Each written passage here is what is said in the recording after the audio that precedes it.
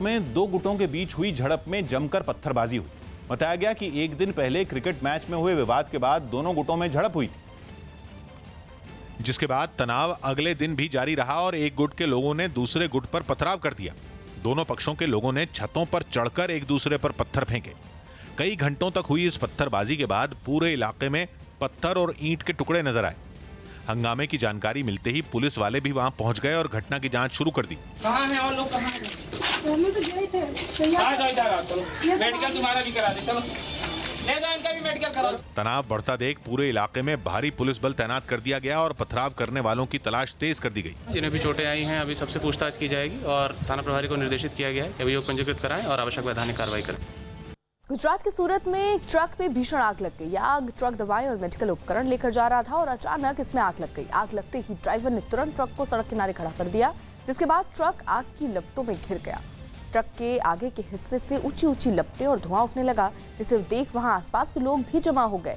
लोगों ने घटना की जानकारी फायर ब्रिगेड को दी, जिसके बाद फायर ब्रिगेड ने कड़ी मशक्कत के बाद आग को बुझा दिया। इस हादसे में किसी के झुलसने की खबर नहीं है।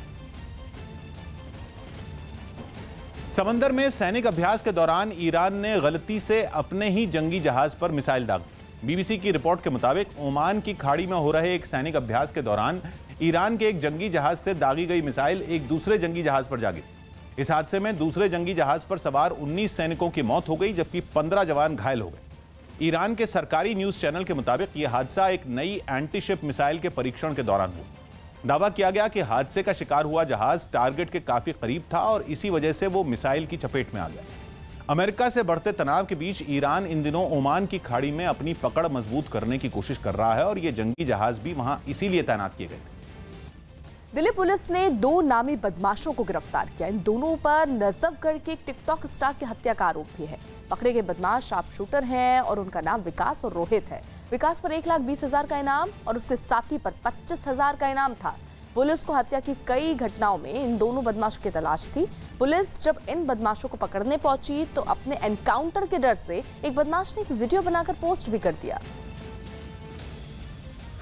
मैं भी क्या बोलूं हूँ, न्यू दिल्ली पुलिस ने पकड़ लिया हूँ।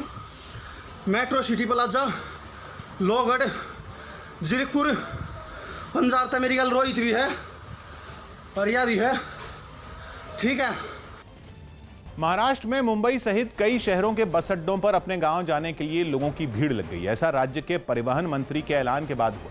मंत्री अनिल प्रभ ने कहा था कि लॉकडाउन में फंसे महाराष्ट्र के लोग बसों से मुफ्त में अपने गांव के लिए पास के जिले भेजे जाएंगे।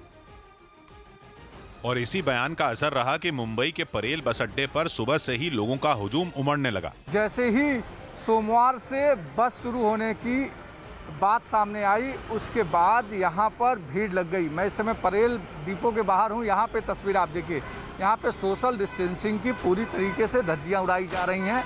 कई लोग बस अड्डे पर लगी स्क्रीन पर दी जा रही सूचनाओं की फोटो लेते दिखे। ये लोग भले ही मास्क में नजर आए, लेकिन इनमें गांव जाने के लिए ऐसा उतावलापन दिखा कि भीड़ ने कोरोना से बचने के एहतियाती कदमों की रत्ती भर भी परवाह नहीं की। बस अड्डे पहुंचने वाले ज्यादातर लोग निराश दिखे, क्योंकि उन्हें अपने गांव जाने के लिए बसें नहीं मिली।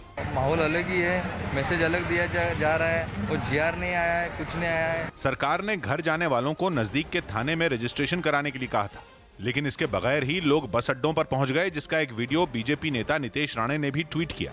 इस वीडियो में भीड़ के सामने एक कर्मचारी अपनी बेबसी जताता नजर आया। बीजेपी ने आरोप लगाया कि महाराष्ट्र सरकार के ऐलान ने लोगों की परेशानी